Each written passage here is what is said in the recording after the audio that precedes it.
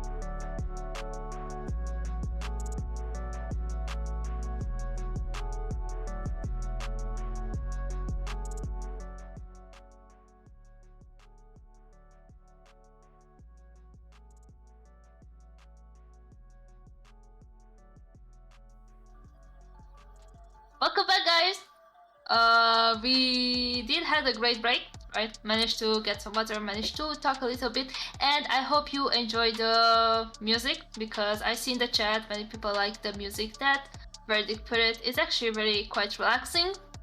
Anyways, we are ready for the third game of this night. We have Nova versus Cold Esports. Guys, what are your predictions now? Again, I did not saw much of Cold, but I did saw a lot of Nova, and every time they perform very, very good. I did watch last season Mobile Mayhem, and they were absolutely amazing, right, with Animus as well. So what are your predictions for this game day? Well, I think it's pretty obvious. Cold is a roster that has team, right. Nobody could ever come in and deny that these players have made an impact on the competitive scene. So I think when you look at this matchup with Nova, it's absolutely no question whatsoever that Cold have such a dominating advantage in this match, right? I think Nova is possibly the most washed team in all of Europe. 100%. Yeah, so Cold, easy 2-0. Yo, you took that one and it threw me for a curve, bro. I was looking at you like, what the hell are you talking about? And then all of a sudden you started talking about how great Cole was. I was like, yeah, this man's spitting facts. Look, It is without a shadow of doubt that Cold is definitely winning this one. Look, we're obviously capping. The fact of the situation is Nova are your stage 3 winners. Cold, they get the entry via a DQ from Illuminati. They were not even in the picture until that was, established. So with that being said, Cold has a lot to prove.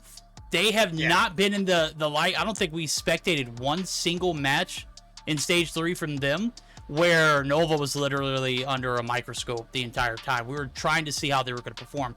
They dropped the light, they bounced back, go all the way through the losers bracket, find themselves back into a grand final spot, and close the deal.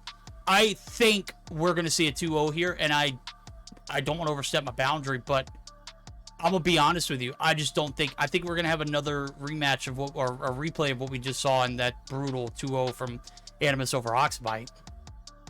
I'm gonna be honest, I keep looking at chat right now because I just want to see the reactions of chat. Yeah, right? Obviously, chat, I'm kidding, right? Like, Nova are one of the best that Europe have to offer, and I fully expect them to come through and have a good performance here. Obviously, I don't think Cold is going to make it super easy, but I also don't think Cold is going to stand a ton of a chance. So let's see as we do get in.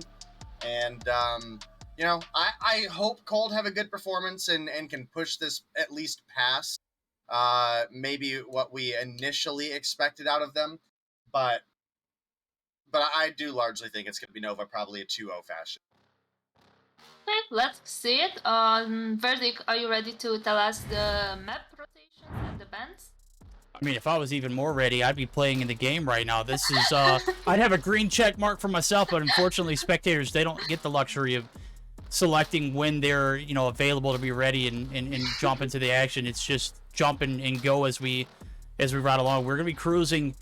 It's going to be southbound as we're going to be heading over to Slums for hardpoint. We're going to swap things up and move over to a takeoff for search and destroy. And if it does happen to go the distance, ladies and gentlemen, which I don't believe it will, we will see a control on firing range for that game number 3. Hacienda and Raid has been banned, and I know that Deanna is probably sitting on her seat. She is chuckling. She's like, thank God someone has some kind of sense or some kind of, a reality of the situation that Raid is just not a good map, and it's Cold Esports who bans it, so I don't know how much credit we'll give her there.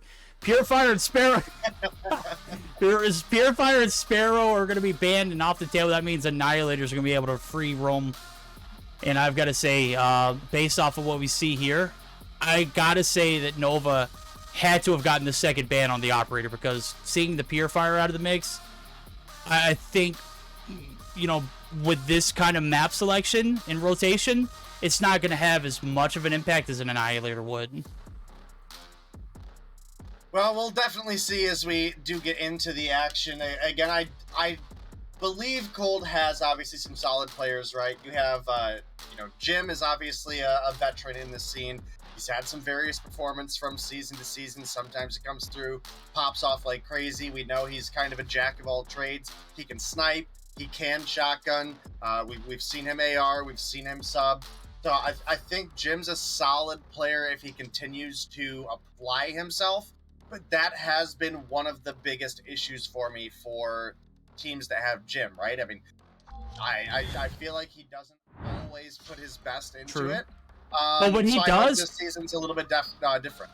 I mean, my man's Jimbo Baggins, bro. And when he is on, it is so damn hard to stop him. The fact is, you got to get him going first. And I think the player that we're going to be looking at in particular for Cole to perform is 100% without, any kind of question or debate or any kind of topic. I'm just going to close it there. Is Sav. Sav, hard, I mean, just tremendously carried all throughout stage 3 in the matchup that we did get to see from them. It was against a team that maybe necessarily wasn't, putting up their, the most truth behind their gameplay. I think we were asked to spectate because there was some funny business going on.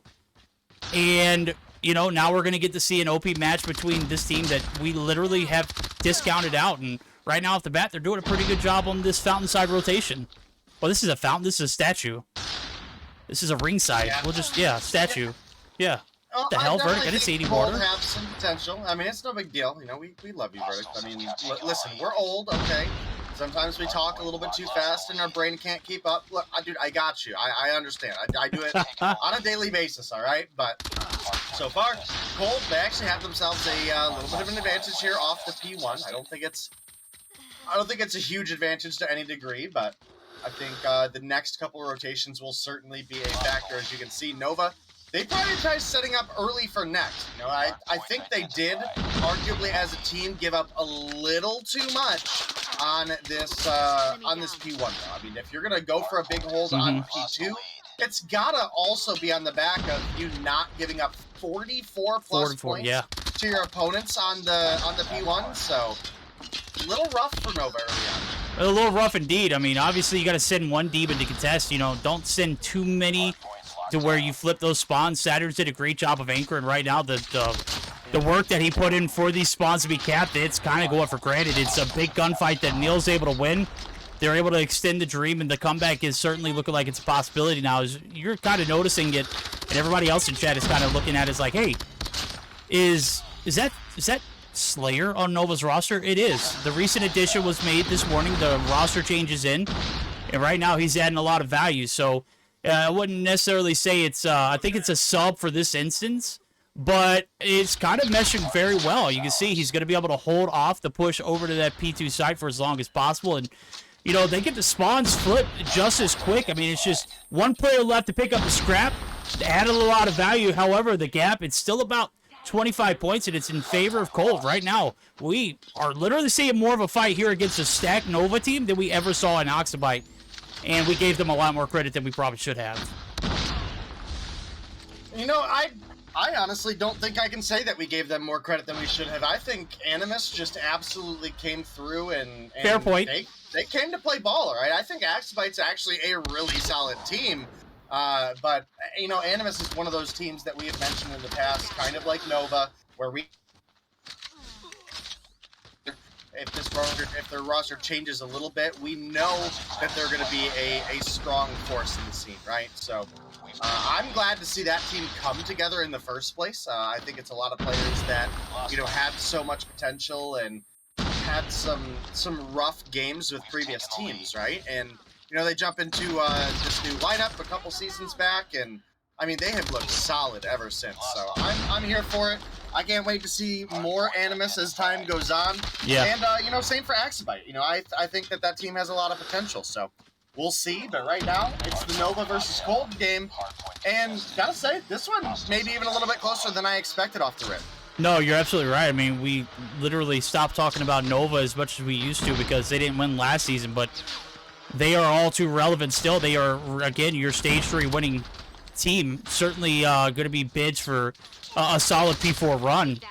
We might be talking about Animus a little bit too much, but this Nova roster is still in, I don't think it's in prime form. I don't think that it's complete. I think they're still missing an it factor, and that it factor was Yaya at some point. Creed is obviously the carry in any given certain circumstance. I know Chad has always been fond of tossing him in the gutter and telling him he's washed, but I mean, right now he's got 17 on board, and it's not even close. On the flip side of things, you got Failure, who I don't even know who Failure is, and we got Sav, who's literally 9 and 18. This is not the performance that I anticipated from him, but again, it's first stage jitters, starting to get a little bit more consistency from Nova, and right now it's starting to show. It's a 125-62. This thing started off close. We're going to go ahead and see if the comms are still on point. We're going to go ahead and do our first listen, and it is going to be with Cole, see if they can reel it back in. This is where they found a lot of success early. But they're going to be able to find a little bit more success in this, in our first listening. We lost the lead. Blue, still blues. I'm gonna check. Go on, start now, boys, start now. Yeah, let's play. Fountain. Hardpoint locked down. One is on, I don't know. Going blue now. Get new, boys. Oh, he got me put Vix dead, didn't he? Yeah, push new now. It's next. One's me, I'm going me. One blue, pushing blue. He's one shot pushing down the left side stairs now. Got a laser me. Phasing me as well, backside. Blue fishing. From mid. That's Yeah, so from mid. far out. Oh, he's pushing blue, bro. I'm on the fucking slag. Stun 2. One back point, any back point. Oh my god, one. Oh, any blue, bro. Any blue. Come on, boys. One of the best. All right, P2 is opening up. 15 seconds in, the contest is there. The break, not going to happen. Day, the comms. A little rocky, obviously, with a little bit of frustration. But Jim being the voice of reason, I need him to be a little bit more vocal. I know it's words encouragement. Oh, failure, that's tough. A little bit of sucky action on the, victim of Grav Vortex to himself. I know you get 3 of those. But, I mean, that voice of reason needs to be a little more clear and a lot more vocal. Yeah, I think you're absolutely on the right page with that. I think, especially towards the tail end of the list in there, you can see the lead has extended pretty heavily to the side of Nova, and there was just a sudden drop, right? There was a lot of communications going on, and then at the end of a really good hold for Nova, it just, I mean, we hit a brick wall out of nowhere. So I definitely would like to see them try to be a little bit more positive moving forward. Obviously, you know, it can be difficult. They're definitely a solid team, but they are in a position where realistically, I think they got their spot in Mobile Mayhem and stage 4. Gifted. Kind of by luck, right? Now, obviously, you know, we haven't heard any further information on the whole Illuminati situation. I know that team has appealed the issue at hand, but you know, until Activision COD Mobile come out and say, you know, that it's been reversed, or then I've gotta make the assumption that it's not gonna happen. It's not gonna happen, right? And that they found overwhelming evidence. So we'll see. But right now, Cold, they're a stage 4 competitor.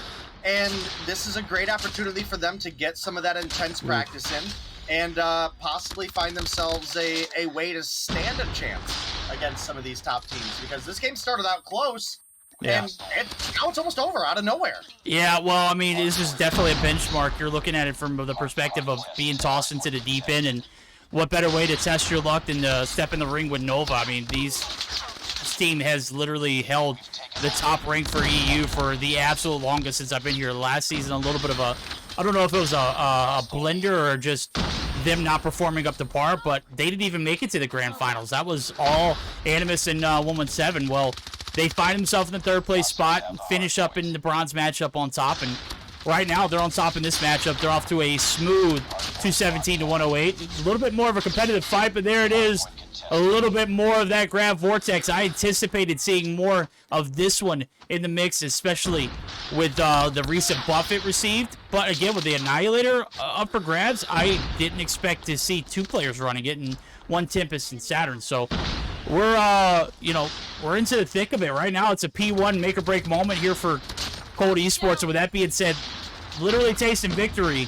We're gonna go ahead and jump into a quick listen with Nova, see if they can sound off before this one ends.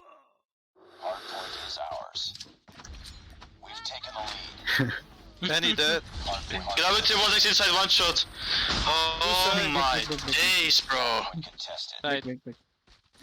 Statue dead. Oh, mid lane. One more double these. Mid lane dead. Please, I want... Brick, and mid lane. Court. Blue. Thank you.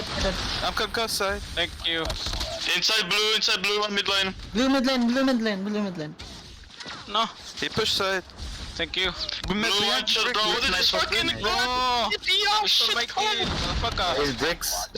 Blue. Mid lane. One mid lane. That's... That was him. One mid lane. 2-0. They're going next. You want that. Nice. No, they can't be next. They're running out. No, next, bro. Wake up, por favor. 2 next. Blue dead. Bro, you are so blind, Creed. I don't care. One guy break. I spun blue. They spin GP. Oh, I'm the best player in this game. Gordy, tell him. Break. He's mid lane. I was gonna get a 10 feet, man. Shit. He said there is phone out and I'm gonna be honest with you. I tried to get out of VC, not realizing that the game had already been over with. But good night, bro. I just couldn't leave. Like the comments are just so like relevant and funny, and probably a little overstepping the boundary. But we like to have fun here in EU, and without that little bit of peace and serenity and a little bit of laughter, I don't think I can muster up for another season. I mean, we've had so many tragedies and DQs and forfeits, and this scene has just been, I mean, a piece of clay slabbed onto, you know, trying to find a finished product, and we just haven't found it yet. I think this season has the most potential, but my God, I got to be able to find a little bit of light at before we get to the end of the tunnel. I think those listen-ins are very well worth it.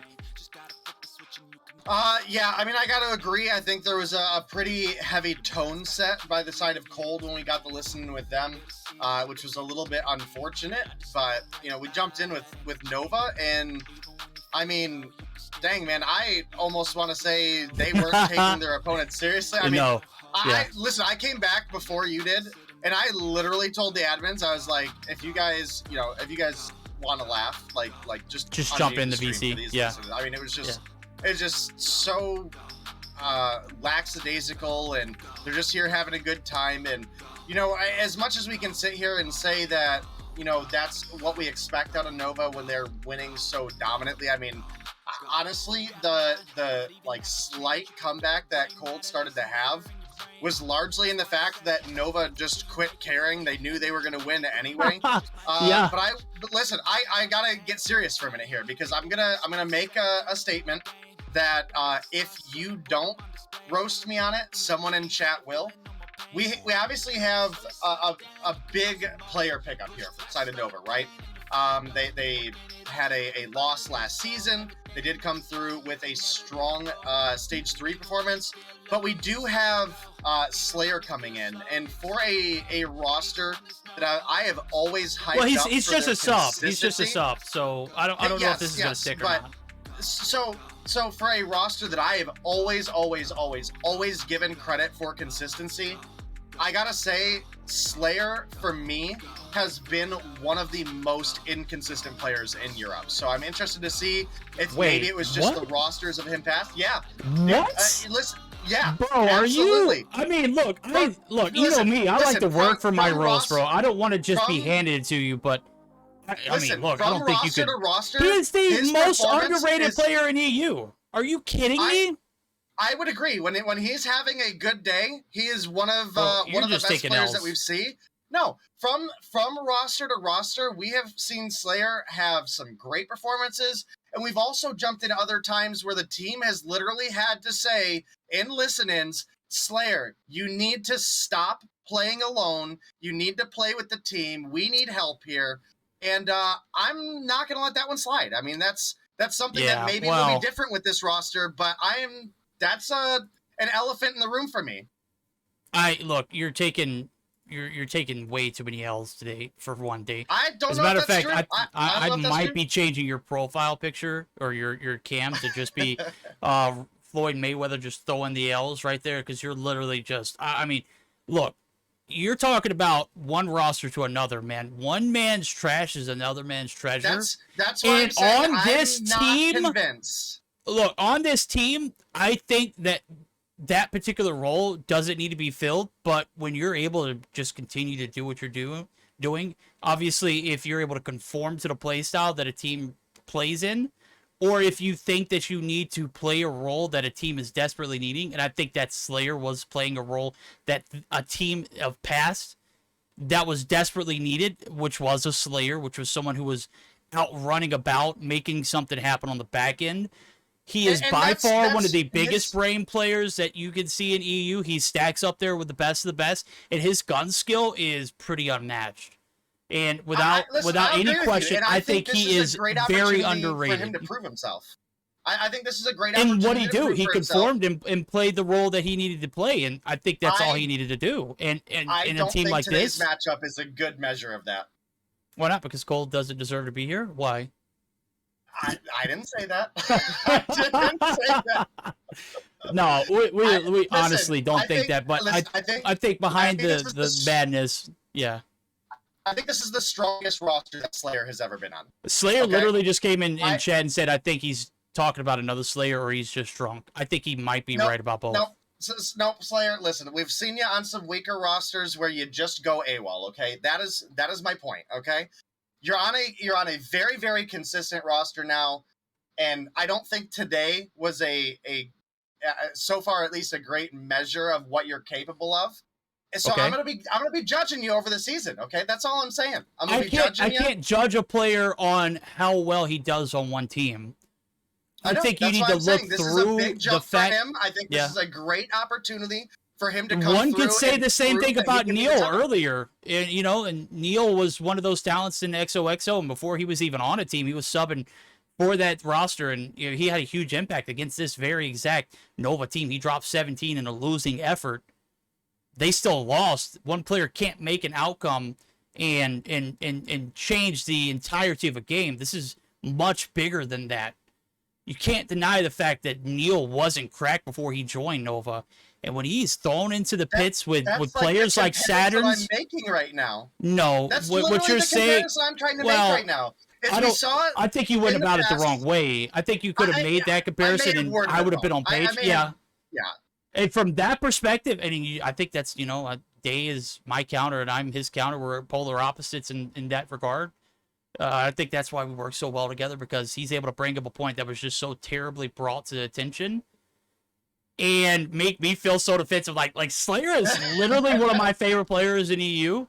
And I'm biased when I say that because I have followed him in every roster he's been a part of, and I never considered his performance on that roster to be a overall cloud and carrying or following him to, well, he's never really performed well on a roster. No, the team never really performed well. The team didn't do well. Slayer has always been a rock solid player in any regard. It didn't matter what kind of situation he's been tossed in. He's always been a top player.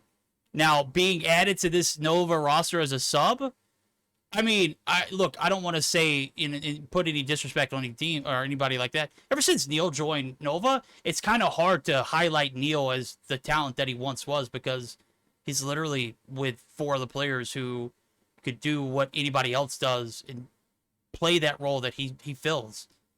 It's so hard for him to stand out when he's got a room full of giants to compete with. So we don't give him the kind of highlight and praise that he gets. In that performance for Slayer, he was bottom frag, but he contributed. It is so hard to praise him because he didn't need to do much to do well. Obviously, that is a case right there. They didn't need to do much to win that hardpoint. The search and destroy, that's another case. We're going to have to give Cole another benefit of the doubt. I didn't mean anything negative by that comment I made about Cloudy telling me to shut up. Bro, we're waiting for the admins to collect everything, dude. We're trying to fill the air. And if you guys can't enjoy this, I'm sorry. But what I was getting at is I didn't mean anything negative against Neil or anything negative against Slayer when I made that comment. But when you're in a lobby with a team full of killers like Nova, it's so hard to stand out. Okay? I didn't mean anything negative to Neil, because I look up to Neil where I look up anybody in the scene. And just like that, before we can even jump in the match, just because you guys brought it to the attention that we need the STFU, Cloudy, you might get a ban for that one, homie, just depending on how I feel. Wouldn't shock me. It Yeah. is Cloudy, man. Yeah. Absolutely. We're going to bounce back into the lobby. Expected, man. Yeah. Bro, chop the beef and start? What are you guys talking about? We're literally filling the air with content. Yeah, basically Slayer's while we ass. literally We get didn't have another game to get into yet, guys. You know what? We're going to give you a 10-minute one, bro. Just because I'm feeling spicy, Cloudy. Yeah, to scrap it out, Day must 1v1 Slayer in one round at MMA. 100%. I love it. Love the hostility. In MMA? Why not? I would. Yeah, do that Mobile to Slayer. Mayhem amateurs. Oh, okay. Yeah. Never mind. Never mind. I'm kidding. Yeah, Slayer All right. don't want that. So yeah, Slayer doesn't look. I'm gonna go ahead and tell you what his weak point is his knees. Slayer. Yeah, that is true. Yeah, shot to the heart, bro. True. Oh boy, oh boy, oh boy. Well, spicy takes, some hot ones, and we're in literally the first day of the season. And Day and we've got blood pressure rising. We got the viewers pissed off.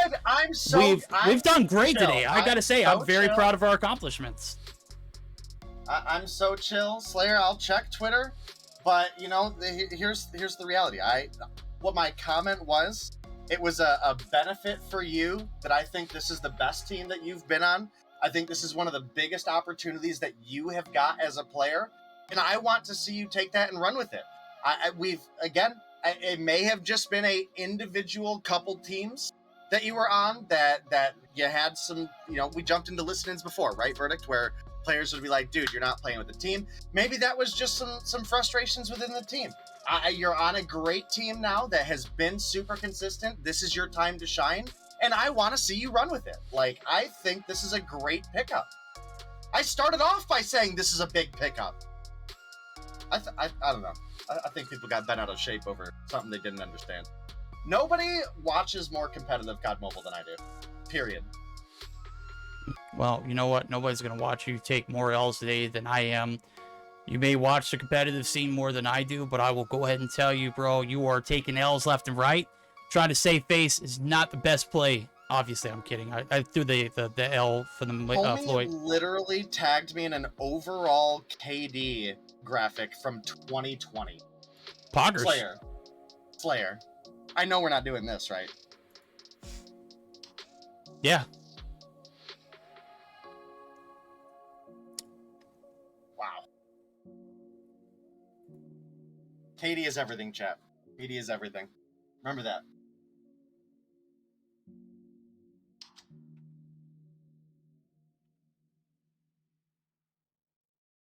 I banned Cloudy. I think he got butthurt. I think he left. Cloudy literally I win. Gets banned. I always win. Bomb dropped. Bomb spotted. Has dropped the bomb. All right. Live check out for Cloudy, making sure that he didn't disconnect. Said, just forget this snowflake verdict. We're going to go ahead and move over to the search and destroy on Takeoff. This is going to be a make or break scenario for the side of Cold. And again, this is the benchmark. Where do they sit in the competitive scene? They got a bid for a stage 4. We didn't bash anybody when we made the comments about Illuminati getting DQ'd and Cold being inserted into the mix. We just really want to see how well, you know, they were able to accommodate afterwards. Right now, it's going to be Jim. He's accommodating. He's got first blood, and when my man's is on and hot, a little hard to stop. Oh, baby, Spy! Just want a little bit of a peek. Sure enough, he overextends, and right now, the life advantage is literally even. It is going to be Jim. Oh, he's just not stopping, bro. It's Neil now.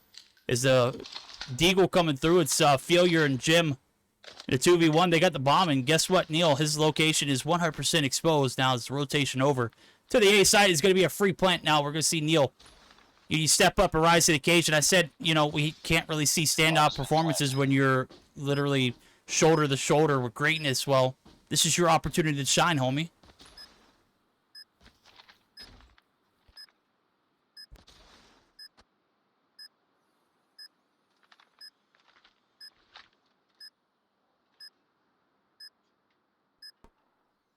Hey, are you there? Yeah, I was talking that whole time, just also putting a sandwich in my face, and I didn't realize I was muted. Yeah. I mean... yeah. Well, Jim, gonna find it. Yeah, I was talking about how Neil's got the diamond advanced artillery, and Jim rocks the same skin. And I think a lot of people actually, when this skin came out, said that it was a pay-to-lose skin because it did change a little bit the animation of the ADS for the DLQ. And a lot of people didn't like it, but it's something that Jim, when he's DLQ'd, he's always used.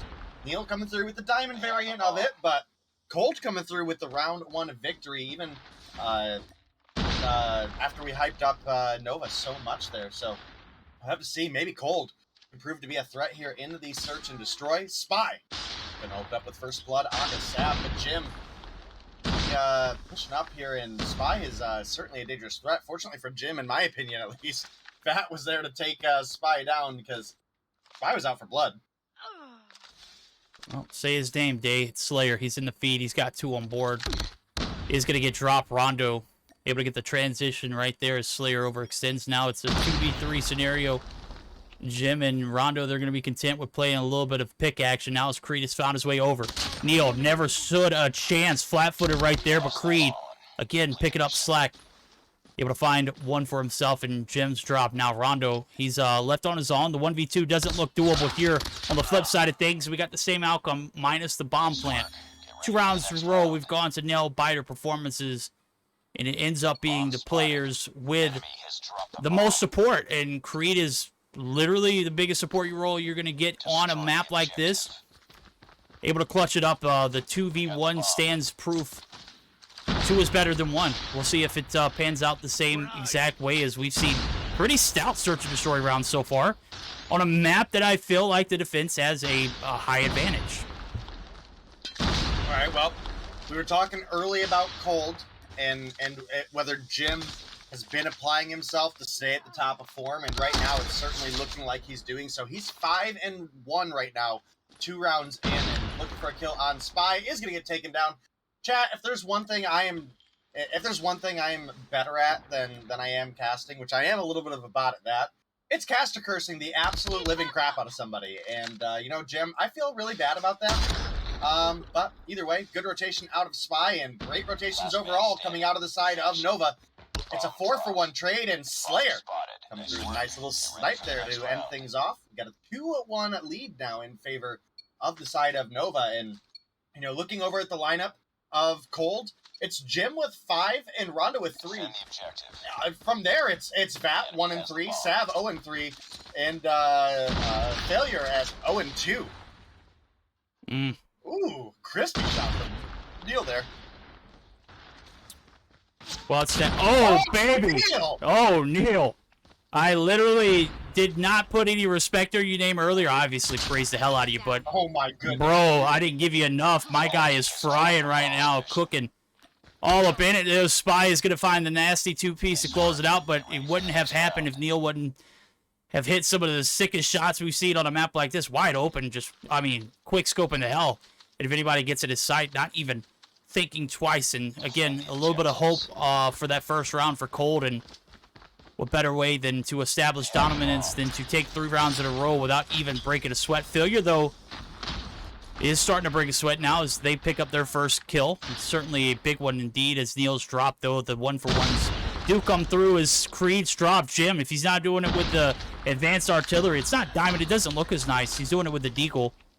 We've got ourselves a 3-2 now as Slayer and Saturn to the left to clutch it up for the boys. Slayer right here on the bottom side of Stadium looking for any kind of action, any kind of traffic. Who's trying to get tickets to the show? I got the ticket booth locked down, homie. Come this way and I'll let the deagle serve you a few. We'll see if it pans out now as players over exerting. It is going to be Jim. He's dropped in cold blood. And Rondo there to pick up the slack. He's just waiting for the overextension himself. All right, well, 2v2 coming through. Rondo pushing into Slayer there. Does pick up the kill, but gets taken down from behind. Saturn's going to clean that one up to bring things to a 1-versus-1. It's now Saturn's versus... Is this a name change, or is this like an actual rookie player? I literally looked at Discord, and I was expecting somebody that I wanted to see, but... I saw Failure. It's Failure. I believe that this player has played before, but it's just been a long time. Okay. I don't it's like think... Roni's typing right now, so maybe Roni will let us know it's a name change from previous seasons or what. But in a 1v1 with Saturns, I don't think anybody in the league, let alone a rookie, is going to feel comfortable, right? And, well, Saturns, he's just playing his corner here. He's got Peacekeeper in hand. Might have got a little bit of a sound cue there. You can see he was watching across mid and obviously got the intent to turn around. That bomb plant is coming through. Looks like this is this player's second time performance in... Oh, Saturn. Oh, Saturn. Oh, dude. Oh, my goodness. The disrespect. Welcome to Mobile Mayhem. What better way to make an entry back into our second time appearance? Wouldn't be EU without a DQ, right? I mean, I don't know if this is a DQ or not, but it's certainly unsportsmanlike, and you know, it's 100% accepted. I will praise this kind of behavior on a regular basis. Nonetheless, Bomb's going to be defused. Saturn's a little bit of teabagging. It's not consensual, but again, this is esports. This is not IRL, so we'll allow it. Defend the objective. All right, well, 4-1 lead for the side of Nova. They're looking to close things out in swift 2-0 fashion, and, well, I certainly think they have the potential to do so. And, again, consistency has been a huge part of the Nova success train, right? And I fully believe that they can come through and pull things together here. I mean, again, it took them going through the losers bracket in stage 3, but obviously, you know, they had a great performance there. Last season was about the weakest I've ever seen Nova, right? I mean, they, as you mentioned, it's like the one time you've not only seen Nova lost in EU, but also didn't make it to the grand finals. They bounced right back, and they continue to carry that energy forward here. And it does look like we've got our team wipe coming through. All sorts of body shoot. What inspired this body shooting? Did I miss someone from cold shoot bodies, or are we just like straight giving the business to Jim here? I mean, we're old. We could have very well missed the body shots earlier and just not paid attention. Enemy has dropped the bomb. Nonetheless, regardless if we caught any of that body shooting earlier or not, it's happening now, and 2 rounds in a row. You gotta absolutely love it if you're Nova right here. Jim trying to get the upper hand. The jump shot's not gonna land. Slayer not gonna repeat the angle. Yeah, he is. It's a bold one. Go big or go home, though, right? High risk, high reward kind of scenario. Take down Jim. Go ahead and deal with the pest. Deal with the problem. He's 7 kill. He's literally the only threat at this point. Rondo, drop it. He's probably the second. But, again, first round in, it was just, I mean, it was a toss-up at that point. They had us in the first half day. It has not been close since. It is 5 rounds in a row. In the first round. Oh. There's no half about it in that. Yeah. Yeah. You know, we'll allow it. I mean, I don't think it's going to impact the round. Obviously, emotes aren't allowed because they give you an opportunity to essentially get vision around corners that you shouldn't have. But there was nobody around. Yeah, I mean, I don't think that was the intent. I think it was combating the body shots. Yeah. I don't know. Well, better way to combat a body shot than to just glide around the map and, you know, emote full on full force. I mean, I'm having a hard time believing that this. I'm having a hard time believing Rondo didn't win that gunfight. I mean, that hurt to watch, dude. Well, that gonna find one in Saturn's, but he's now left alone in a 1v4 versus the rest of Nova. And Fi, are you just like actually straight up trolling? What the heck was that? Neil's trying to hit the yeah, he is. Yeah. Yeah. This is so disrespectful. Oh, Slayer. Oh. Looking for the shots. Gets it with the deagle. 9 kills on board for Slayer to round things out. Again, hey, highly overrated. Terrible player. Where Nova struggles. Okay, that's where I want to see the measure. Because again, I started off by saying that Slayer's a big pickup for Nova, right? That's what I said.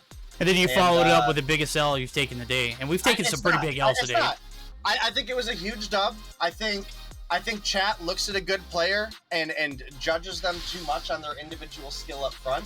And I'm just hoping that the personality fits here, right? That personality, that synergy is going to work out, because Slayer is a player that I think has been on a lot of teams that weren't able to capitalize on how good of a player he is. And, you know, now here being I know he's a sub for Nova, right? So there's no guarantee we're going to see him be a starting player, but having a good 6th man is an absolute must for a team that is pushing for, you know, a world spot, right?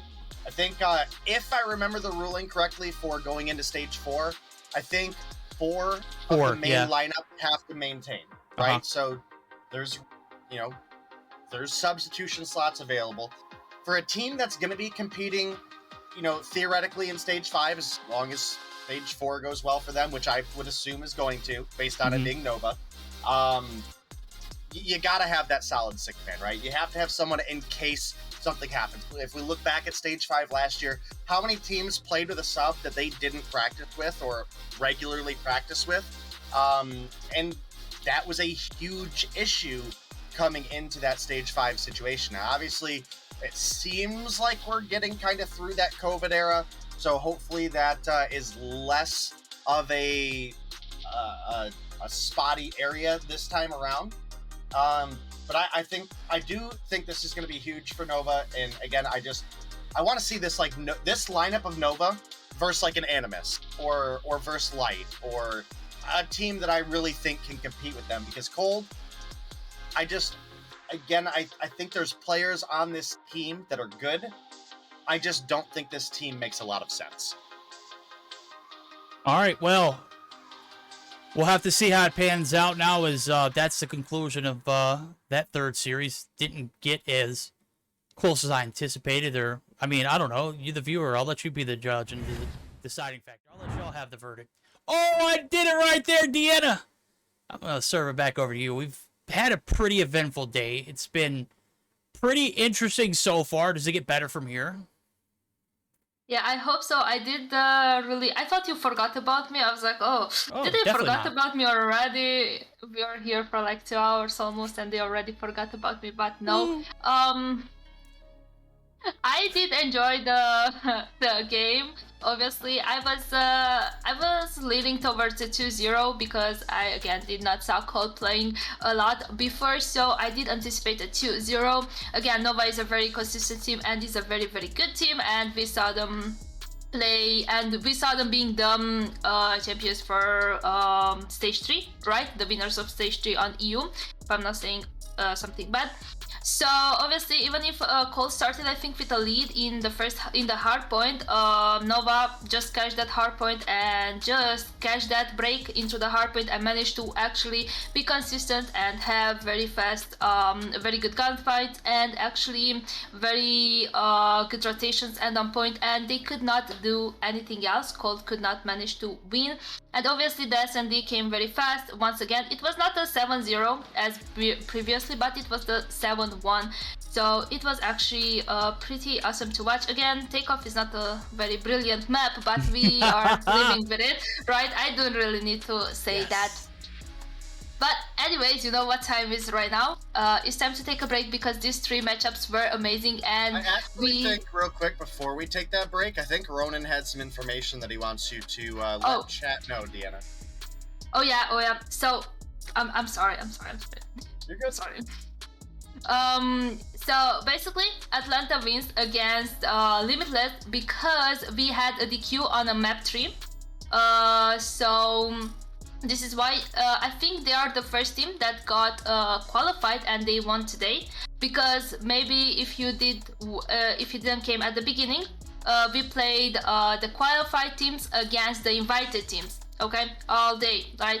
All 3 games were qualified against invited, and they actually won against Limitless. Limitless being invited team because of a DQ on the 3rd game. Great. How does that saying go, Verdict?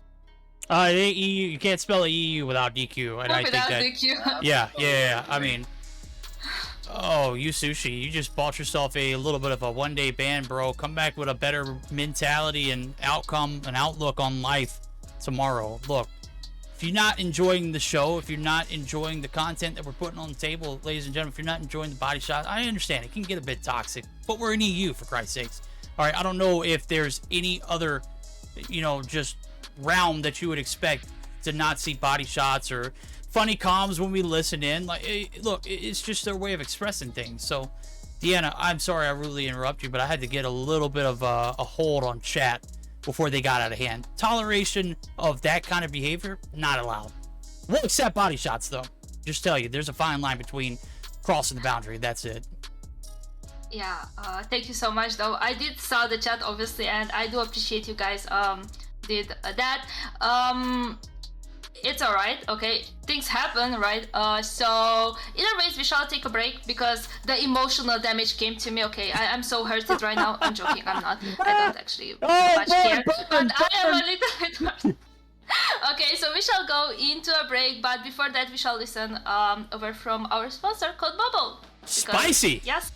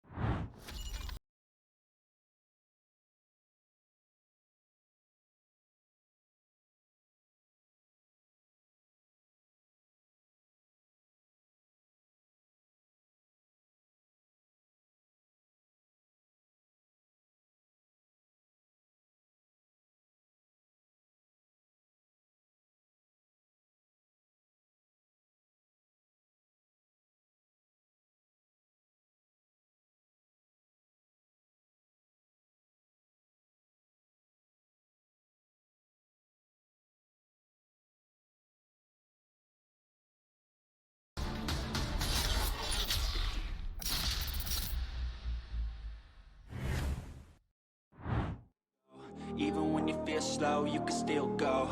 Even when there's no hope, you can still go. I never answer to no, man, I still go.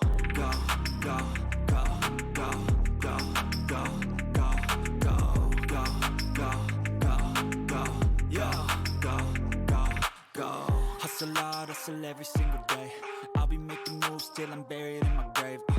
To the system, I don't wanna be a slave. I've been doing shit my way, or the highway. And in the driveway is a nice range. Cause I grind through the climb, I invite pain. You'll never hear me, bitch, nah, I don't complain. Just gotta flip the switch and you can go and obtain anything you want, anything you need. Your mind's got the key ingredient, it's belief.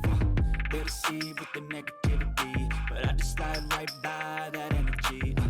Even when you feel low, you can still go. Even when you feel slow, you can still go.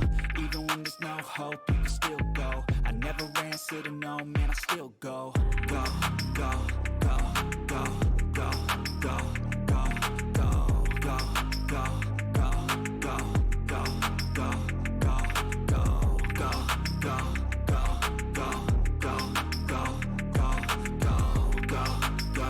go, go, go, go.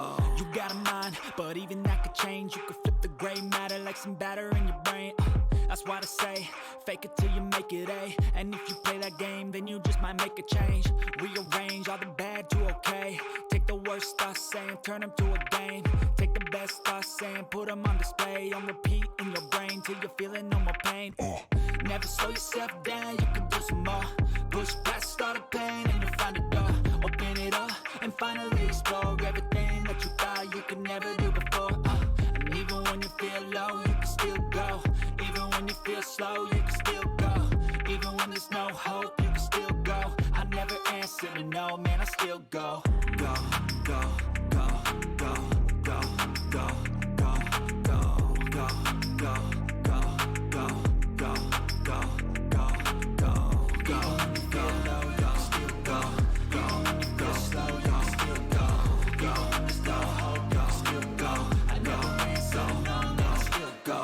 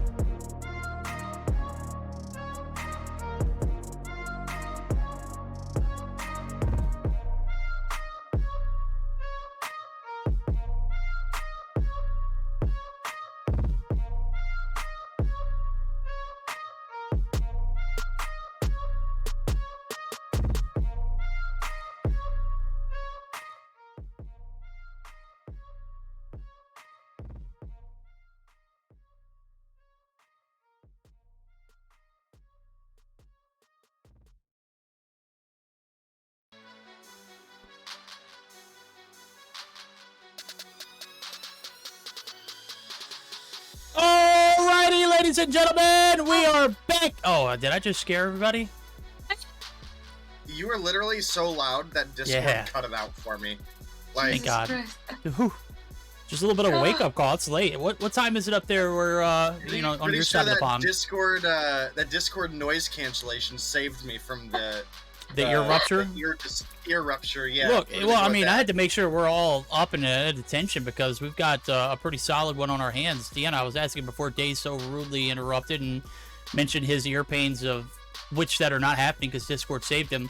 How late is it for you? It's got to be quite late, right? It's almost 12 a.m. Woo. It's not that late. She's literally been casting until like 8 in the morning. Look, just because you have bad habits, Dave, doesn't mean that she has to have bad habits. Okay? Listen, you can't have a bad sleeping schedule if you don't have a sleeping schedule. Exactly. Fair point. Exactly. I'll shut my pie hole. I did not have one. but I did enjoy every time I woke up at like 2 a.m. to cast until 7. Okay? Hey, I did enjoy it every time. Okay? And I would do it again. Just because I did enjoy it. Yo, Anna's so mad at you in chat right now. Oh my God, please, for moving my head. I'm sorry, chat. I'm sorry. Look, it was just like a little bit of like that awkward silence. I was like, what better way to, you know, wake some of these people up who are, you know, just opening their eyes at 5 a.m. in the morning, Anna, or people who are just trying to enjoy the rest of their mood of the night. And it's getting to about midnight and we're getting into our last series. And Deanna, this one on our hands, as much as we anticipated this one to be a little bit closer than of a day. We've seen 2 blowouts and then 1 reversal that put Atlanta in a 15-point verdict and a 5-point for Limitless, right? What are we looking at? today was actually a very I was not expecting for the first day to be like this. We did have the first matchup 3 games, right, followed by 2-0s.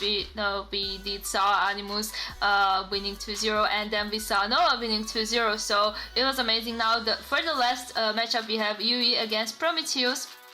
Once again, I'm not sure about Prometheus. I did not catch that much of their gameplay, but I do not know. UE always do a great job and did a great performance when I watched them before previously in the other seasons, right? So I'm actually quite excited. Now, obviously, I'm not sure if we're gonna have a third game tonight.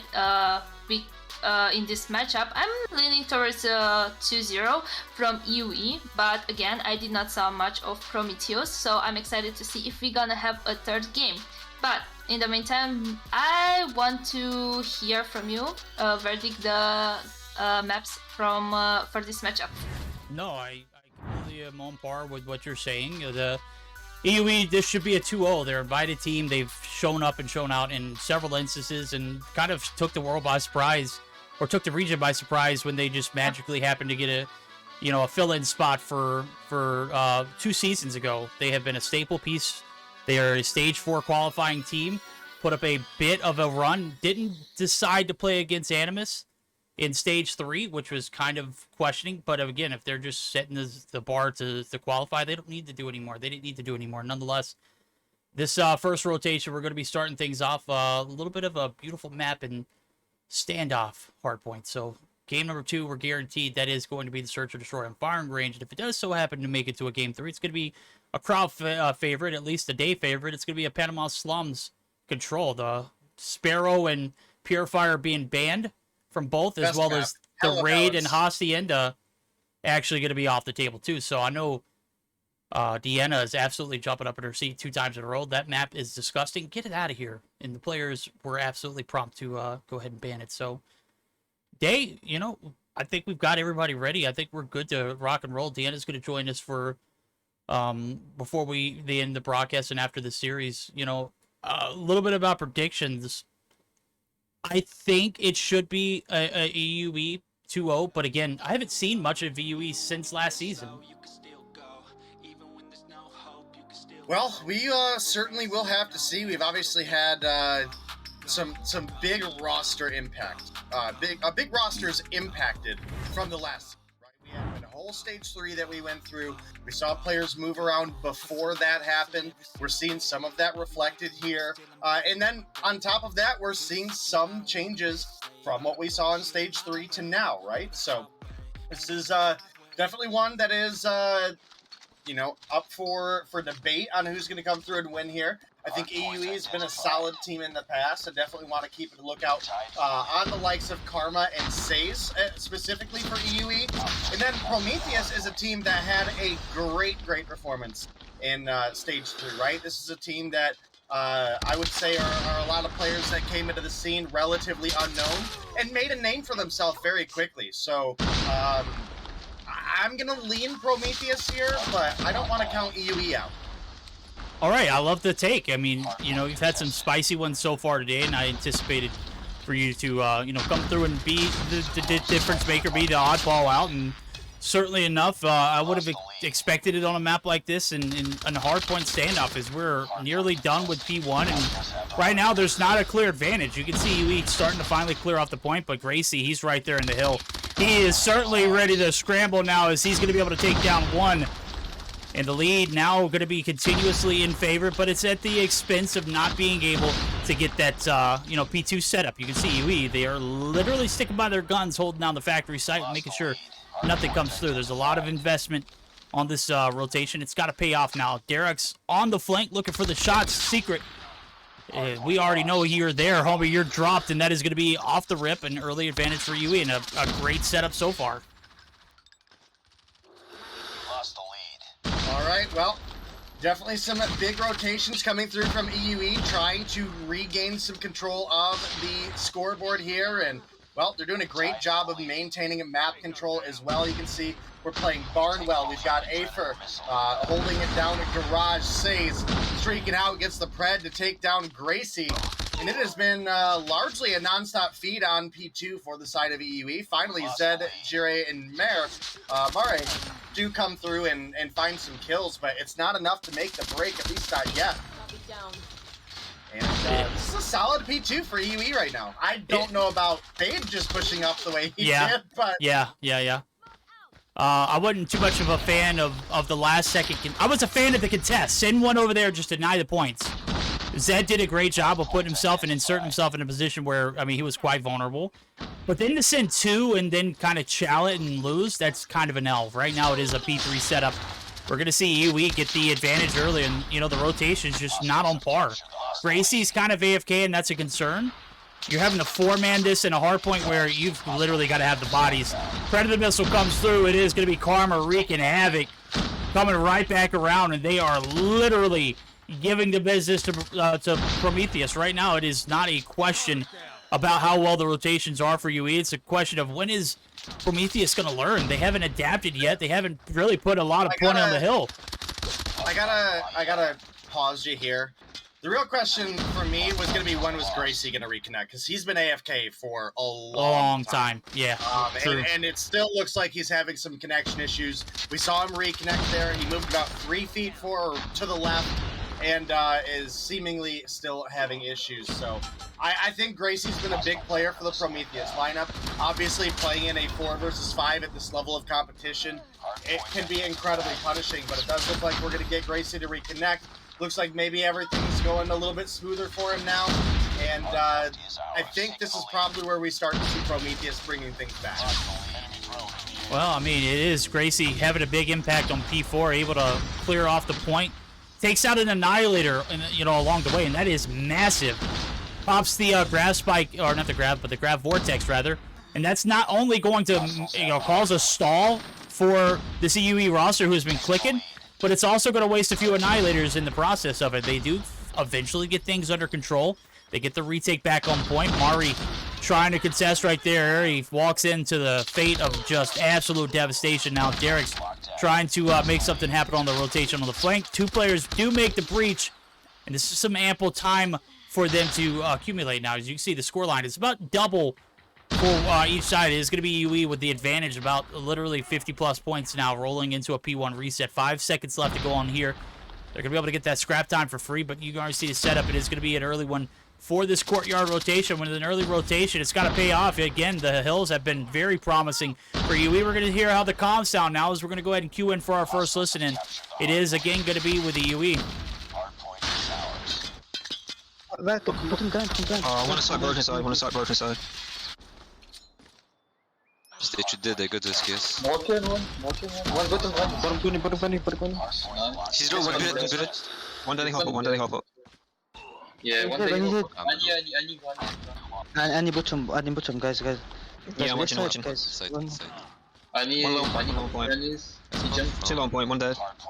I need stun point, it's smoke so he can't see me right now. I'm just moving to Go, Karma, go. I finally kill me. One daily. Bottom, dead. Wait, From nets. Yeah, from nets and use it. Stay. I'm with Jump. Yeah, I'm just moving from net. Middle top market. I'm holding guys. One bottom market. One farm, guys. One dead, And one bottom market. Ouais, c'est Bottom market again. Yeah, I've got it, don't worry. One is dead. Keep it if we need. Mid street one. Dead again. One gas inside, guys. One market dead. Yo, how are you, Karma? Your left side, guys. I'm good, bro. One bottom market, half health. He's now farm. I'm just gonna watch it. Alright, we got a little bit of a competitive edge coming through on that P1 reset, but then again, here comes the streaks. It's starting to pay off. Karma is literally 100%, and there's finally someone there to contest, but again, just not enough firepower to take this one down. And we're starting to reel it back in. It's starting to come back into full realm here for EUE, as they are not going to give up anything off of this P2 rotation to Goliath. You could think finally that drops and the opportunity for the break comes and arises, but it is, again, an early rotation. You can see 3 players starting to make the rotation over for Prometheus. So we've got a little bit of an interesting match. Granted, Gracie had a little bit of a connection issue earlier. I don't know what the case was. They starting to reel it back in. Yeah, they are, and they dealt with a Goliath. We do have another one for Says, as well as we've got 2 drones on the side of EUE, so definitely have some potential to capitalize here. You can see Zed's going to have to burn 2 of those shots to take down Carter, who is coming his way, so going to get the reveal on the players in the point, but honestly, because of that push that he had to burn 2 shots, I don't think he's going to get as much time on it as he would have liked, and not going to get as much information that they would have liked. So definitely a big opportunity for EU to capitalize. I think I said that backwards a minute ago, but yeah, I mean, we have a Goliath in hand that could be really big for a P4 here if Says is able to get it down safely and get it into the hill. We do have 2 gravity vortexes ready on the side of Prometheus. It's not quite as potent against a Goliath as something like the Tempest, but it can be used to force a Goliath's position, and it actually still does a fair amount of damage over time to that Goliath. So it's again not as potent as a Tempest, but it can be used to counter that. And we don't see any gravity vortex, not a single one on the side of EUE. And with the recent buff specifically, I think that's a little bit of a miss. Oh yeah, especially on hardpoint. I mean, you're looking at P4 rotation that can be locked down by just 1 shot. And you can already see it pop. Derek's actually going to fall victim to it. I don't think he got anybody off that. What the hell was wrong? Derek's and Gracie? What? Why are they both sold, bro? I don't think I've ever seen a sell that hard in my life, and I've played Warzone with Dave for, a reputable amount of times. I am literally the greatest crossbow player Warzone has ever seen. Leave me alone. No, I literally saw someone who was able to hop a plane and get a upside down crossbow shot. You're wrong. You're no longer the best crossbow player. I'll send you the clip. It is literally on Twitter. It was probably one of the more disgusting shots I've ever seen. But we'll debate about that later. Now we're gonna go ahead and scramble up for a second listen in. We're gonna double down now. This time around, it's gonna be with Prometheus. Buckle up. We're gonna go ahead and join their VCs for our second listen in. Go for the point. One broken. P2. Top P2 says, watch out. We spawned out. Hardpoint lost. We've taken the lead. Tank, nice. Any on site, on top granny. Hey, still top granny. One statue. Dead. Broken. Top gamma low. One broken. One more top. Enemy drone in the air. One dead side. One top, Dead on side. Nice. We got this. Stack there. We need every time. Bro, I'm going. You see, One more. Push side. Daily, maybe. Broken. They coming. Broken. Top blue. Dali. I'm playing for next. Go again. I'm going. Dead. All dead. We got this. One on next. Back. They're pushing back. Dead. What coming? They're pushing back. I'm back. Stabbing the Gas. I'm pushing a drone. Back. Gas. Come on, gas. Statue. Gas. Nice. We are drone, but Oh, it is now or never. This is a make or break kill here for Prometheus. We've got a dicey one off the rip. Game number 1 has been a nail biter. The break comes through. Say still has that Goliath in pocket. We'll see if it comes to use of any. Now as P2 is a bloodbath, my guys are not going to be able to have the hold in their favor. The Predator missile is going to find 2, and that is absolutely devastating. The good thing is you got a little bit of pressure on the backside. Zed, oh my god, they are feeding the beast. Karma is literally not letting them have anything for free. My guys are ruining the days of this Prometheus roster. Derek's still alive right here on the point. He is going to have to hop the hill for a moment, though. The contest is absolutely necessary. And with that being said, Airy looking to push the window seal. He's not going to find any success. And I cannot believe an early rotation is butchered, even though I mentioned Prometheus failing to capitalize on those early rotations. Just did not happen there in the long run. And Say still had a Goliath in pocket. That is a tough way to go out. Yeah, I definitely gotta agree with you there. Now, again, I think Prometheus had plenty of opportunity to win that, especially after we had Gracie reconnect. But unfortunately, they kind of sold a fair bit. I mean, Karma came through and popped off, sure, with 44 kills, and that's a performance that you have to compete with in its own right. But I mean, there was plenty of opportunity for. How do we see two players at the exact same time kill themselves with their own gravity vortex while making a break into one of the most important hills that Standoff hardpoint has to offer? So, I mean, that was only one of the misplays. Again, there were some very, very spotty rotations coming out of this side of Prometheus that I think they could have tightened up a little bit and maybe brought this one back. And now it's up to them to do it here in the Search and Destroy, because again, I think they kind of sold the hard point here. There was plenty of opportunity for them to bring things back. At one point, this was a 100-point game when Gracie was disconnected. They brought it down to 43, but I don't even think necessarily them being behind that far off the start is why they lost. I mean, yeah, it's a big factor, but I mean, there was just a more than a fair amount of sloppy play coming out of Prometheus there.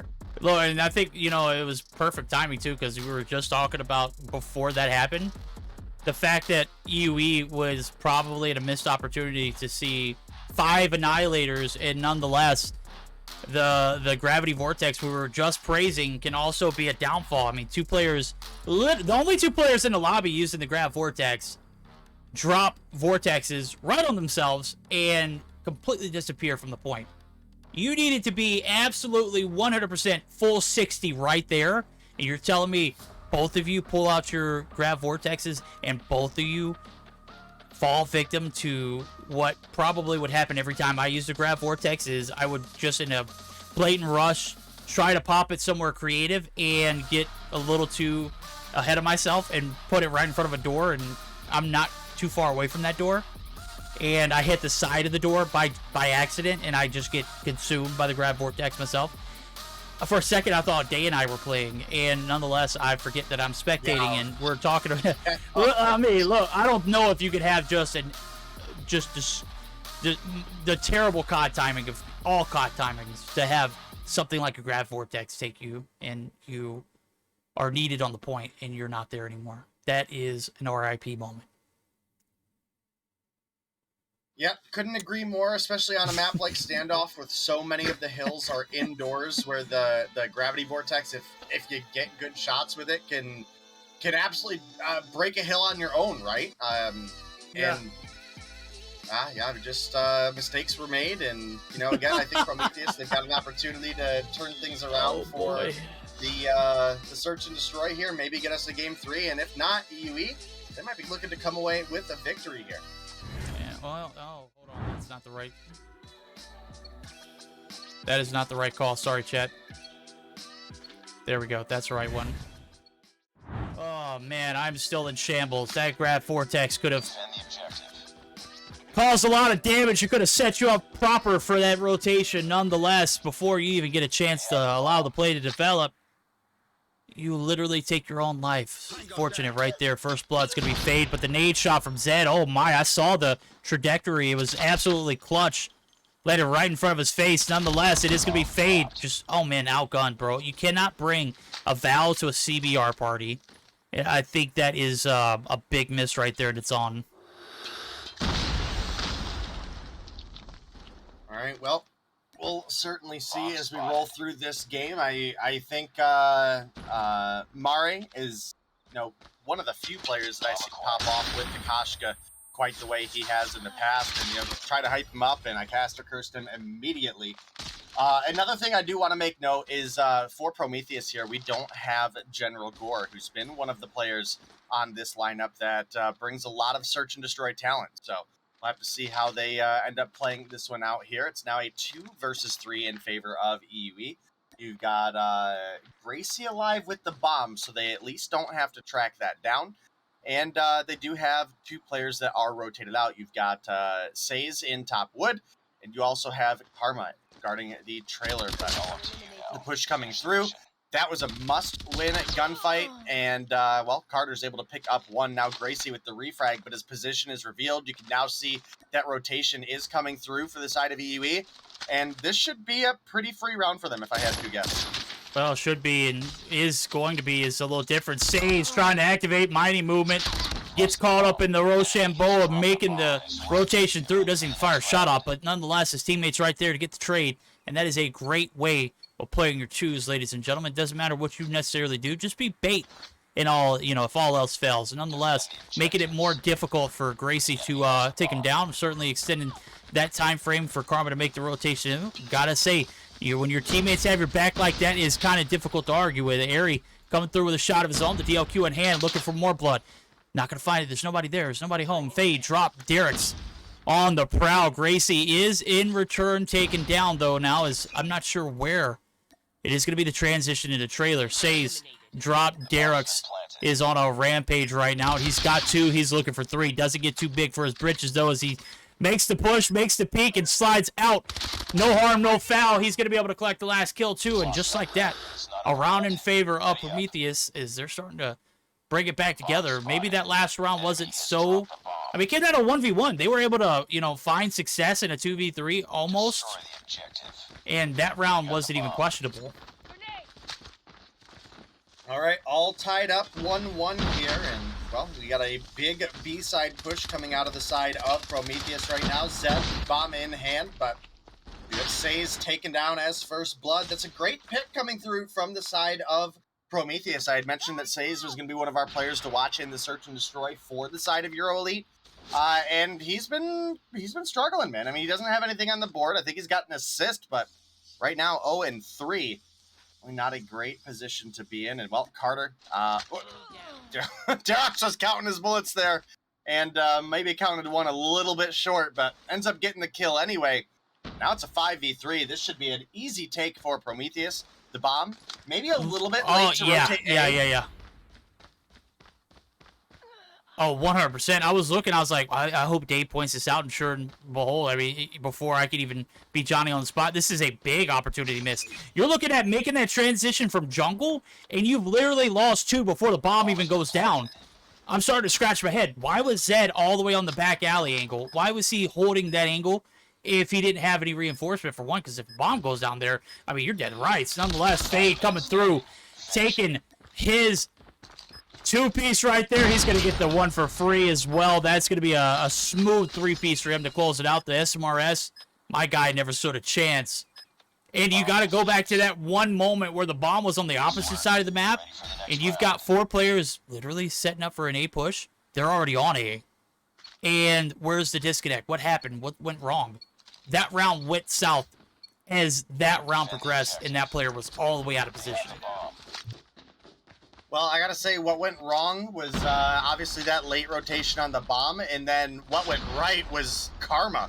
Picked up some big kills there, some good snipes. Obviously, you pointed out the 2 that dropped before we even got that bomb down, and that's a big factor, right? Because that was like 20 seconds in which you had EUE rotating over from B.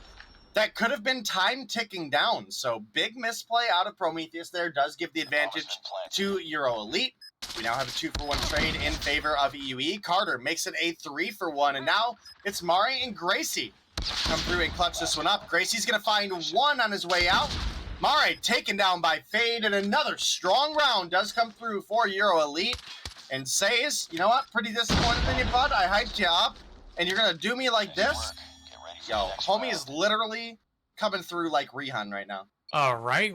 I'll tell you who else is coming up like Rehan Zed, man. He's been a free kill and trailer back-to-back rounds. I mean, you're literally holding one of the just closest quarters on this map with an AS Val that will not compete with a CBR. I mean, you get the hands of the right professional player with a CBR. It's just not doable. There goes the range. It's certainly mid, very, very viable. But up close in trailer, you're literally just handing your life for free. Right now, it is a 1-for-1. Zed does find the revenge. Up top, he's not going to expect to drop on 1. It's Carter literally bringing his fist to a gunfight that he had no business losing. I mean, there's no way Zed starts shooting you from behind and you still turn on him like that. My guy put down the AS Val. I love the creativity. I love the, using what you love to use, and I love to see you do something different. I know Day's a fan of that as well, but bro, at some point you've just got to conform. Right. That is absolutely right. Sometimes you just gotta sip down that Kool-Aid, right, Verdict? Exactly. Get with the program, bro. Come on. There's Zed, you're no cracked on way, me. Terox! Oh my god! How do you lose? He literally had the first, like, 3 shots on Carter there and got outgunned. That was unreal. Well, oh my goodness. your player to watch says he's kind of got Mari cornered. Is he going to make the peek, or is he going to anticipate the push? Oh, he takes things in his own hand. Mari, you got to hit those, bro. I mean, it's a 1v2. I get it. You're a little anxious. You're a little nervous. Maybe you're going to hit the shot or not. In that moment, you need to clutch up. That was a free kill. And I mean, it literally took Says all the matter of you missing and then still finding you rotating before you could even get to cover. That's a tough one. 4-1 now lead strongly in the hands of EUE. And this is on a game mode that they struggled in last season, Dave. I don't think they had very much success, at any at all, against a team that was a contending team in Search and Destroy.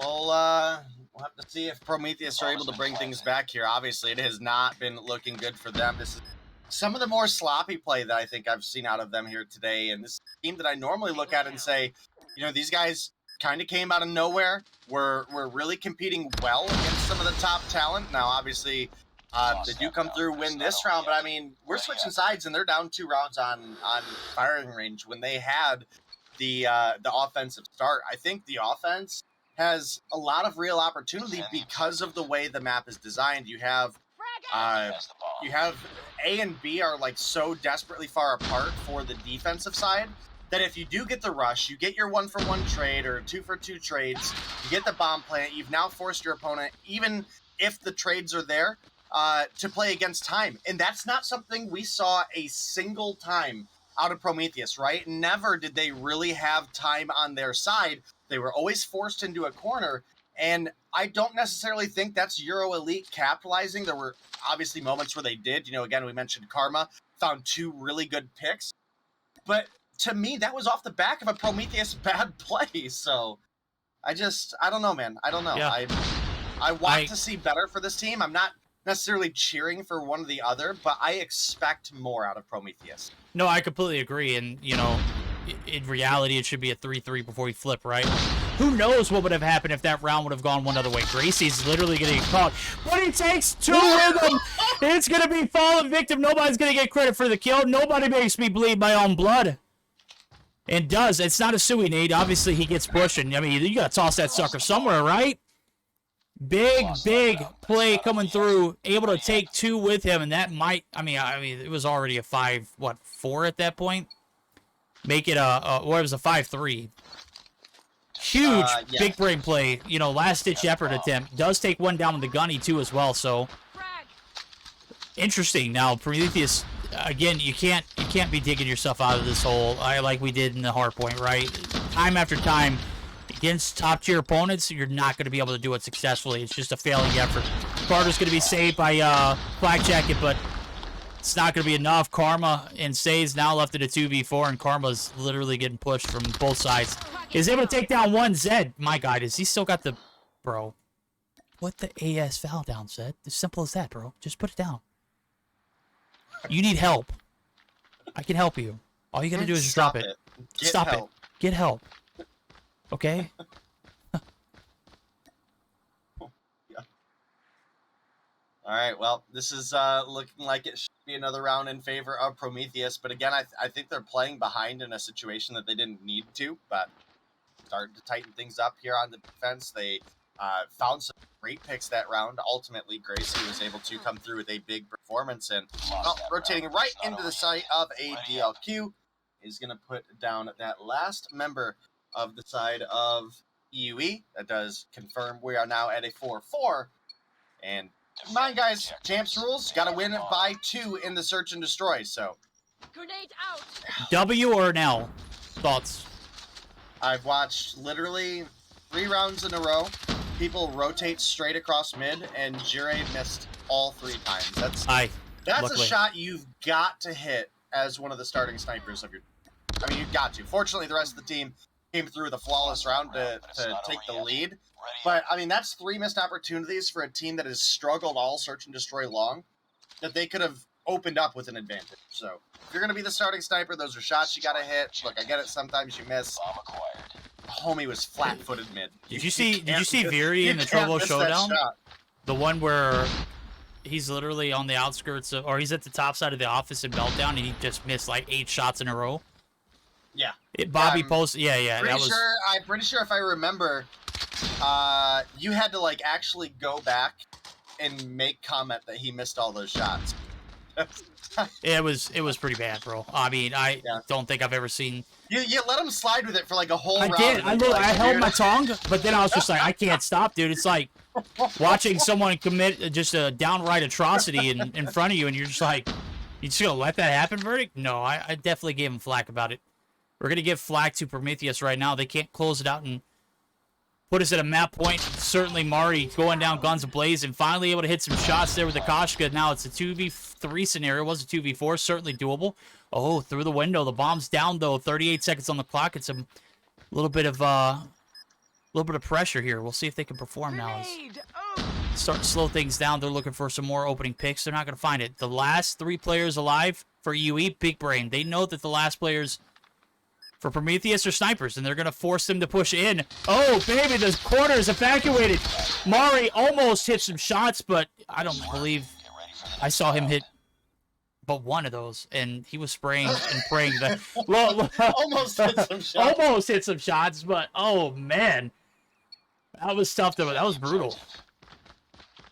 The enemy has the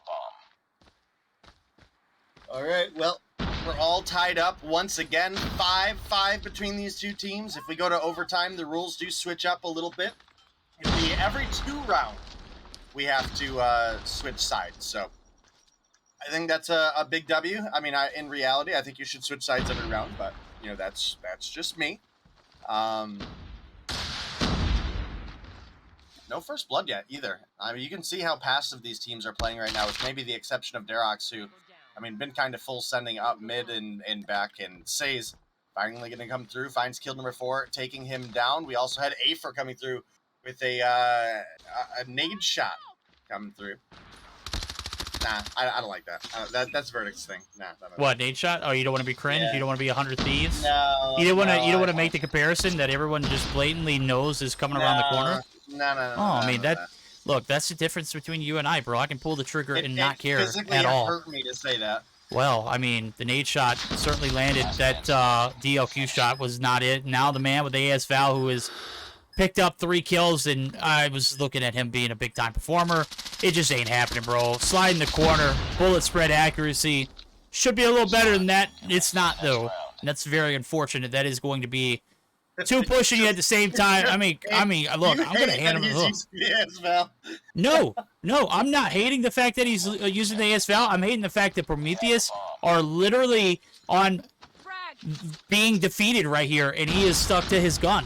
And, you know, when you're not able to admit you're wrong and just switch, that's a problem.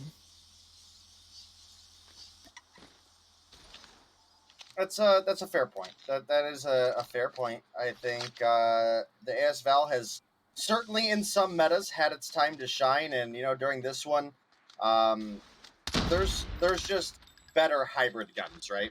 That's where the AS Val has capitalized. It plays close range like an SMG that has a little bit of range to back it up.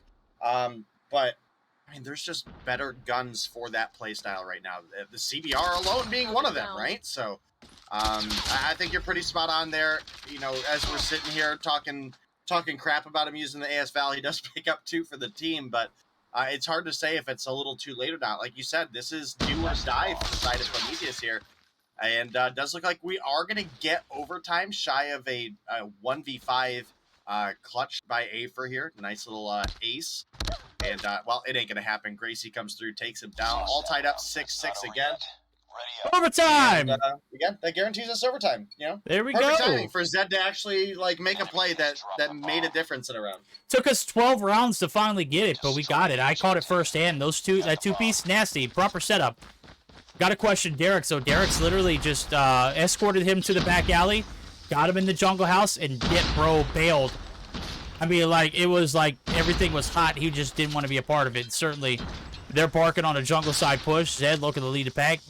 Gun in hand to Val. He's looking for the wall bangs to go along with it. And again, not going to find very much info out of it. Karma lining up the shots. We'll see if we can get that perspective. Says a lot of value. The God's here. Backstab. He's going to get dropped, but does take down 2 before he goes. So, Ari and Mari, the last 2 snipers, the only 2 snipers, the last 2 alive. Ari actually finding a lot there as he's going to be able to catch Fade out of position. And now he's reeling it back in. It's a 2v3. Minute 9 on the clock. Bombs picked up. Now we've got a little bit of an interesting roll. Is EUE going to sell the bag here? Are they going to lose the advantage that they once had? It was 5-3 at some point. Right there, Carter putting the shots in. Ari not able to even make a rotation through that bottom side of wood before he is knocked. It is 8 kills on board for Mari. Can he clutch up the 1v3 day? Certainly possible, but I'm going to go out on a limb here and say even with 8 kills on board, it's a little bit unlikely. So, you know, you're going up against Carter, who's been having a great game. You're going up against Karma, who's been having a great game. Afer is the one player that is struggling, but, you know, the little information can go a long way when you're in a 3v1, especially if you're playing your angles together. Well, Afer playing an angle there. You had Carter pushing from behind. I think even if Afer loses out on that gunfight, which, I mean, you should not at that close range, laying prone, unless you got a Val around the corner with a Mac 10. Even if he does lose out on that gunfight, Carter was right there pushing behind. Would have been able. What if he had a What if he had an AS Val? If he had an AS Val, would he have lost that gunfight? Probably not. I don't know. I think the perfect example was the top side of wood, and again, it's Mari and Ari left in a 2v something. This time it's 5. Make it a 1v5. Say's sealing the deal on the 2-piece. The push. 2 is better than 1, as we always say. Afer and Karma, they are not ashamed. They make the play. That is an 8-6 back-to-back rounds in the overtime. Able to eliminate their opponent in a 2-0 fashion. And EUE might have had their bits of struggle themselves, but hey, they didn't have anybody running an AS Val. And I think that was the difference maker. I think the AS Val was the difference maker. That's where you're sticking is the AS Val, not the super clunky rotations, not the just flat out bad positioning, not the misplays on the rotation of the bomb. That takes too long to say. AS Val. Yeah, it takes too long to formulate a thought on, bro. It's late in the night, late in the evening, late in the afternoon. There we go. A little bit out of position, a little bit outplayed, a little bit of shake and bake. Nonetheless, EUE, they perform under pressure. They rise to the occasion. And they take down Prometheus 2-0 fashion. But again, we're looking at several miscues. The hardpoint was one of them. And then that search or destroy. Granted, you know, it was certainly doable. I just don't know and what to think of the Stage 4 qualifying team and Prometheus. Very, very misplayed search or destroy, as well as, you know, a few key factors in the hardpoint that led them astray. Now, the good thing is that series is over. You can watch the VOD, you can get whatever kind of information, you can hear Verdict talk crap about whatever you did, Zed. And I'm pointing at you in particular because I expected more out of you. Nonetheless, you fail us, and that's quite alright. We'll see if you learn from your mistakes next week. Maybe he'll just use the Val to troll. Yeah, well, maybe we'll hear him, like, troll us next week. Maybe he'll yeah. 13 kills search with the AS Val yeah. this week. Well, I mean, look, I'm not going to hold my breath, right? I got a long week ahead of me, and Tuesday is definitely not tomorrow. So, with that being said, yeah, dude, look, Blue Angels down in Pensacola Beach. It's going to be a hell of a night, a hell of a weekend. We're going to have a good time. It's going to be a blast. Much needed time off. All right, well, that is going to conclude our last series of the night. Grand opening day, grand opening. It's like we're opening up a market or something. Opening day for Mobile Mayhem, and we've got a new addition in Deanna, and I gotta say, girl, you killed it today. You even gave a little bit of backlash to the viewers at home, and when you're able to engage with fans like that, I am 100% on board for it.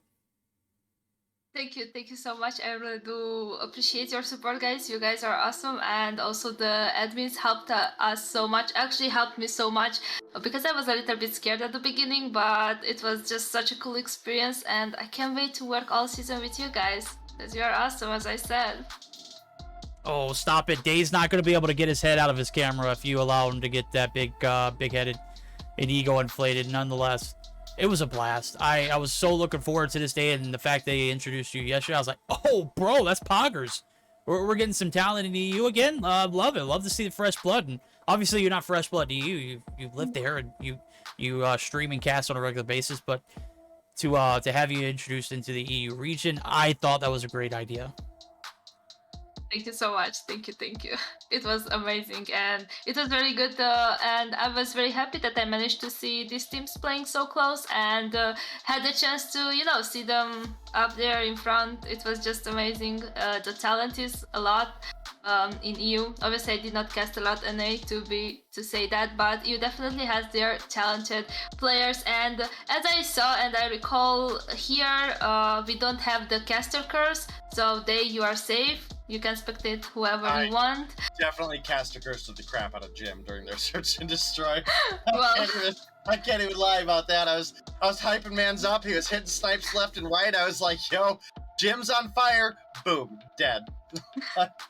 Okay, don't let him spectate in SND, especially the sniper talent. Basically, so one of the teams in NA Verdict is got Ohide, aka XCal, if you remember XCal. Yeah. Listen, that's the guy that dropped. Yeah. So homie's got like 14 kills on board, and I like spectated one of them, and it was with like Renetti. So he comes into chat in the middle of the game. He's like, "Bro, spectate me. I'm popping off." So I'm like, "Okay, we're gonna spectate him." Like 6 rounds in a row, just dies first. That just felt so bad. So we tested it next broadcast. And same thing, every time I'm not spectating him, he started the round off with 2 or 3 kills. If I spectated him, it was him peeking a corner, getting absolutely dumpstered, and I decided that I just have all of the power over XCal. If he's ever close to a nuke, I'm just going to be like, let's watch him real quick. Let's see this nuke come through. And I know it won't happen, so. Oh, yeah. That's sad. That's sad. I did saw he really need to do a compilation with dying because of day, not with close that was the whole thing. Is like all the action we saw to him on stream was a flat out death montage. It was perfect. It was so good. Oh, well, I mean, only wanted the montage and he got it. We all have a lot of like fun times in NA. We don't have too many fun times in EU. We had a lot of fun today. I think this starts off to the right start and the right path of where we're heading this season, and I made my tweet obvious earlier today. I mean, my prediction is this is going to be the best Mobile Mayhem season yet, and right now we're off to a pretty damn good start. As a matter of fact, if you're just now joining us, the results from the day, it's going to be a 2-1 win reversed for Atlanta. They're going to earn those 15 points. That is something we were talking about a little earlier. Obviously, there were some reasons behind that. I mean, you got to submit those screenshots. There's no ifs, ands, buts about it. Animus, they're going to take the 2-0 with a clean, I mean, not even questionable performance. Animus over AxiByte. Nova Esports, they, as we were just mentioning, handing Cold Esports the business 2-0 fashion. And we just watched what could have been a 2-0 in favor of Prometheus, bar a few plays. A result in EUE coming through. And, one misfortune for the opposing team is just absolutely clutch for them to close it out there. It's 2-0 fashion for EUE, and that's taking us to our standings. I don't know if anybody's got access to see this, so I'm just going to go ahead and run through it. Nova Esports 20, as well as Animus and EuroElite Atlanta. They're a challengers team, homie. 15 points on board. Let's go. 5 on board for Limitless, and then the other 4 teams. Oh, the other 6 teams. I'm sorry, other 4 teams. There's acting like there's not 6 right there. Light didn't play, and MONT didn't play, so they're excused. Prometheus, AxiByte, and Cold, they did not earn a single dime off of today's performance. So, that being said, that is pretty much concluding it. If you want to rewatch the VOD, if you're a sub, be my guest. If you're not a sub, head on over to the YouTube channel. Hit that subscribe button. Hit that like button. Make sure you support the boy Verdict. And Deanna, I'm going to give you the last words because you're show. I'm just trying to run away with it. Oh, thank you so much. It was amazing watching all of the team play. Okay, it was amazing to host this first day of Mobile Mayhem. Obviously, it was a blast, and it was quite a very kind of expected game. I was doing some, predictions in my mind, but I did not want it to tell every time. But obviously, the invited team put up a hell of a fight against the qualified teams, and they actually hold up very good and managed to win most of them games. Right, I do want to thank you guys, first of all, Verdict and Dave, for being so patient with me, because obviously I was scared at the beginning, and you guys really, taught me a little bit how to do it and what to say. Obviously, thank you for the admins who actually encouraged me too, and thank you guys for watching us today. Obviously, it was my first time being a host, and I was a little bit scared. Thank you so much for all your patience in the chat. Obviously, as you maybe not know, English is not my first language, it's actually my third language, so sometimes I might twist the words, but I do apologize for that. But yeah, overall it was a very good day, and I'm looking forward for the next week. In the meantime, if you guys want to say anything else. Yeah, I think tonight Mobile Mayhem NA starts promptly at 8 p.m. Eastern Time. It's going to be on Bobby's channel. You can catch Bobby and Day on the 1s and 2s this Thursday. Next Thursday, it'll be the regular denominator and myself for NA. And again, going to be an exciting season. I'm looking forward to seeing how the competitive scene grows. But until then, be sure to stop by Bobby's channel. Make sure you tell Bobby he's the Codfather, and tell Day, stop taking L's, homie. You need to get help. I didn't take no L's today. Well, I mean, people killed it today. Look. If you're still watching this on YouTube right here, make sure you comment, or even on Trovo. If you're sub and you're watching, you're just making sure that you're able to peek the action.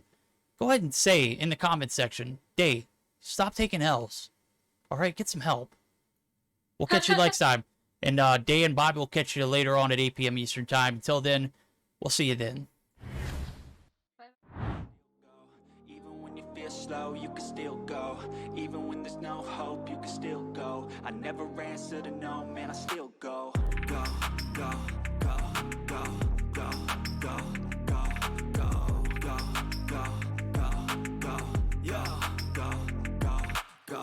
Hustle hard, hustle every single day. I'll be making moves till I'm buried in my grave. To the system, I don't wanna be a slave. I've been doing shit my way, or the highway. And in the driveway is a nice range, cause I grind through the climb, I invite pain. You'll never hear me, bitch, nah, I don't complain. Just gotta flip the switch and you can go and obtain anything you want, anything